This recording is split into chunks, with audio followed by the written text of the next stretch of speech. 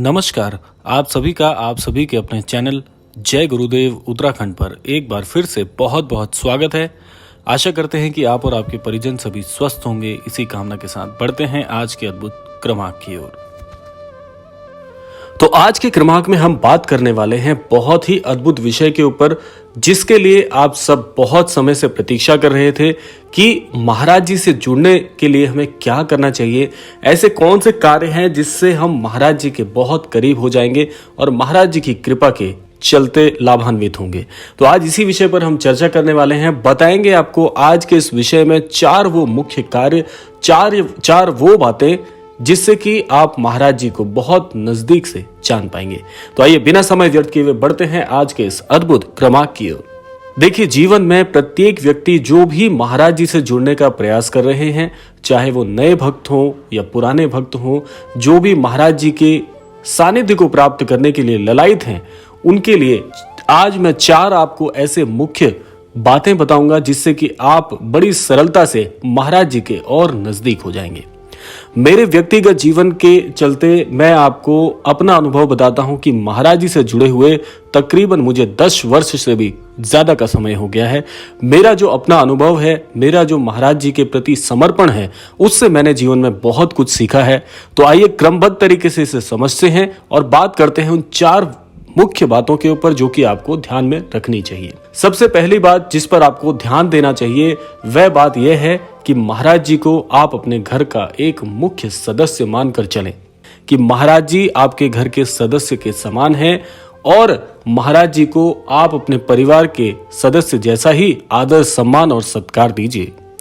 इसमें आपको करना क्या है, देखिए, इसको आप किस तरीके से संचालित कर सकते हैं उस पर बात कर लेते हैं कि जिस प्रकार से आप ईश्वर को पूजा, आरती, अर्चना करते हैं, अगर आप महाराज जी के समक्ष यह कर पाए तो बहुत अच्छी बात है। अगर यह भी ना हो पाए तो भी कोई बात नहीं, क्योंकि इसमें कुछ भी विशेष करने की आपको आवश्यकता नहीं है, क्योंकि महाराज जी जो हैं वो केवल और केवल भाव के भूखे हैं।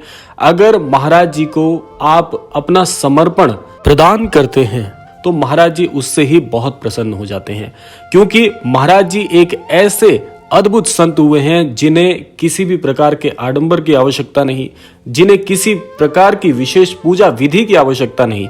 केवल और केवल महाराज जी ने एक ही सबसे महत्वपूर्ण शिक्षा इस समाज में दी है, वो है कि केवल और केवल श्री राम जी के नाम का जाप करिए। महाराज जी कहते हैं कि राम नाम का जाप महामंत्र है, इसके अलावा और कुछ नहीं है जीवन में। इस संपूर्ण सृष्टि का सार है प्रभु श्री राम जी के नाम में छिपा हुआ।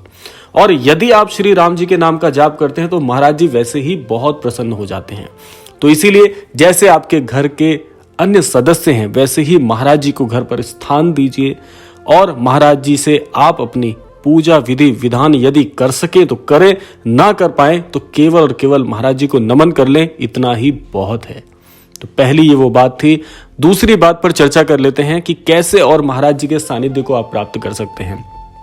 इसमें मैं अपना व्यक्तिगत अनुभव भी आपके साथ साझा करूंगा। इसमें आपको क्या करना है कि महाराज जी को आप अपने हर कार्य की सूचना अवश्य दें।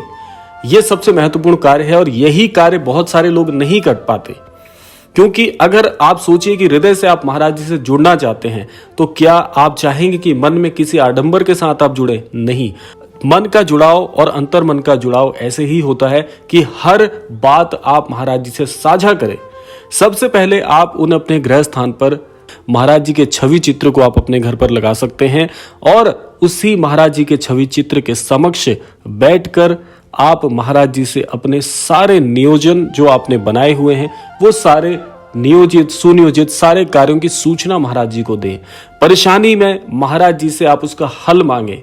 आप जीवन में असमंजस में हैं, आप महाराज जी से पूछिए, महाराज जी को बताइए कि महाराज जी मैं बहुत परेशानी में हूं, इसका निवारण कैसे होगा। इसका निवारण भी आप ही के द्वारा होना मैंने सोचा है, ये कैसे होगा।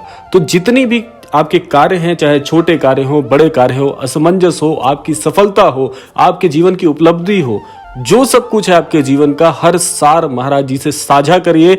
इस उपाय से या इस कार्य से आपको इतनी संतुष्टि मिलेगी और इतना आशीष महाराज जी का मिलेगा, इतना मार्गदर्शन आपको मिलेगा कि जीवन में आप इस बात को भूल जाएंगे कि आपके जीवन के सारे कार्य स्वतः ही कैसे हो रहे हैं, आपको ये पता भी नहीं चल पाएगा और महाराज जी के आशीर्वाद से, उनके मार्गदर्शन से आपका जीवन स्वर्ग के समान हो जाएगा। ये इतना अद्भुत कार्य है। यदि इस कार्य को, इस बात को आप मस्तिष्क में रख के चलें तो महाराज जी और आपका सानिध्य बहुत घनिष्ठ होगा।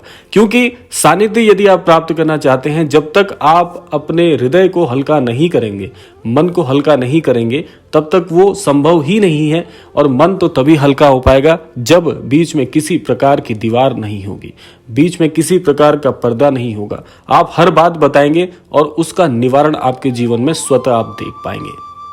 तो ये दूसरा वो कार्य है, ये दूसरी वो बात है जो आपको याद रखनी है।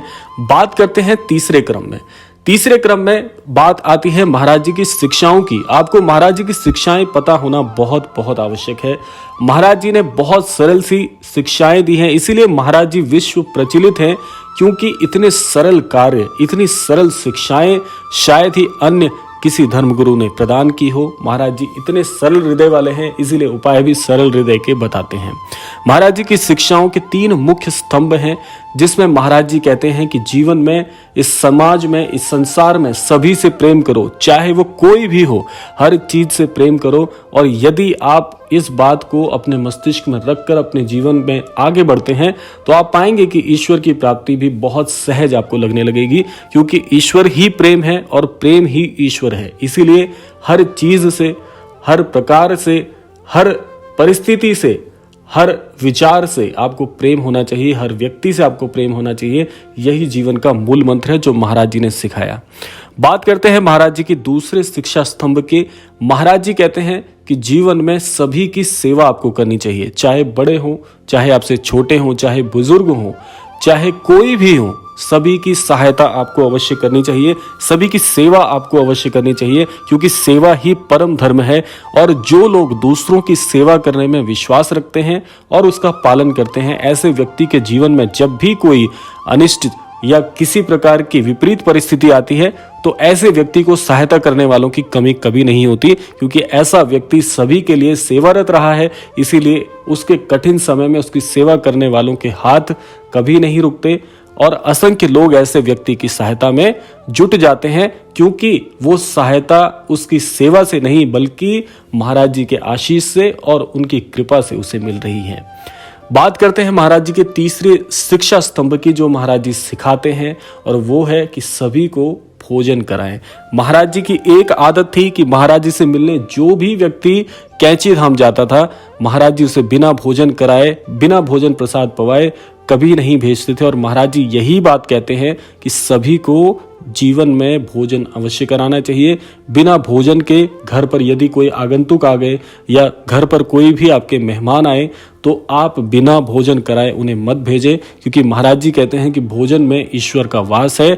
क्योंकि आप केवल और केवल सामग्री का भोज नहीं करा रहे हैं, आप अपने भाव का भोजन करा रहे हैं। और जैसे ईश्वर भाव के भूखे हैं, ऐसे ही जिन लोगों को आप पदार्थ या भोजन प्रदान करते हैं, उनके मन के भाव और आपके भाव मिल जाते हैं, इसीलिए वो ईश्वरीय भाव बन जाता है। ये सबसे महत्वपूर्ण है। तो ये महाराज जी की 3 प्रमुख शिक्षा स्तंभ हैं, जिनसे आप जीवन में बहुत कुछ सीख सकते हैं, ईश्वर को भी आसानी से प्राप्त कर सकते हैं। बात करते हैं चौथी उस बात की जो महाराज जी सदैव सिखाते हैं। वो बात यह है कि ईश्वर पर विश्वास करना आपको कभी नहीं छोड़ना चाहिए। ये बात महाराज जी इतने विश्वास के साथ कहते हैं कि जब भी जीवन में किसी भी व्यक्ति के विपरीत समय आता है तो ऐसा व्यक्ति ईश्वर पर भी अंकुश लगा देता है। और ये स्वाभाविक है, क्योंकि जिस युग में अभी हम अपना जीवन यापन कर रहे हैं, इस युग में अगर हमारे मन की बात रख ली जाती है, यानी कि जो हम चाहते हैं ईश्वर से यदि हमें वो प्राप्त हो जाता है तो हम खुश हैं। लेकिन थोड़ा भी विपरीत समय आता है तो हम ईश्वर को अंकुश लगा देते हैं कि आखिर मैं ही क्यों, आखिर मेरा ही जीवन क्यों, आखिर मेरे ही साथ ऐसा क्यों। तो इसीलिए ये बहुत बहुत विकट बात है, इस पर हम विचार नहीं करते और हम बोलने से पहले सोचते नहीं हैं, इसीलिए बाद में पछतावा होता है। तो महाराज जी यही कहते हैं कि ईश्वर पर जो व्यक्ति विश्वास करते हैं, ईश्वर ऐसे व्यक्ति का कभी अनिष्ट नहीं करते। और जीवन का एक मूल मंत्र है जो महाराज जी सिखाते हैं कि जीवन में जो भी दृष्टांत हमारी आंखों के सामने आते हैं, वो दृष्टांत केवल और केवल हमारे द्वारा हैं। जिस प्रकार से हम कर्मों को अंजाम देते हैं वैसा ही जीवन में हमें प्रतीत होता है, ऐसा ही जीवन में घटित होता है। और महाराज जी ने इसको भी पूर्ण रूप से साक्ष्यपूर्ण बनाया कि महाराज जी इस संपूर्ण सृष्टि में वास करते हैं। महाराज जी कहते हैं कि मैं सभी गुरुओं का महागुरु हूं। तो आप सोचिए कि सभी गुरुओं के गुरु यदि महाराज जी हैं, इस संपूर्ण सृष्टि के महाराज जी पिता हैं, तो सोचिए कि कैसे कोई व्यक्ति उनकी कृपा से विहीन हो सकता है। इसीलिए महाराज जी को जानने के लिए आप महाराज जी के साथ प्रीति बना लीजिए, ईश्वर की प्राप्ति भी बहुत सहज और सरलता से आपको प्राप्त हो जाएगी। तो ये था आज का अद्भुत क्रमांक। आशा करते हैं इस क्रमांक के माध्यम से अवश्य ही आप कुछ महत्वपूर्ण जीवन में सीख पाए होंगे। इसी कामना के साथ विदा लेने का समय आ गया है। विदा लेने से पूर्व समय है प्रार्थना का।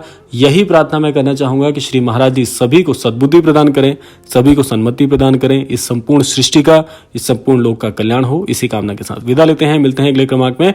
तब तक के लिए जय श्री राम, जय गुरुदेव, जय उत्तराखंड।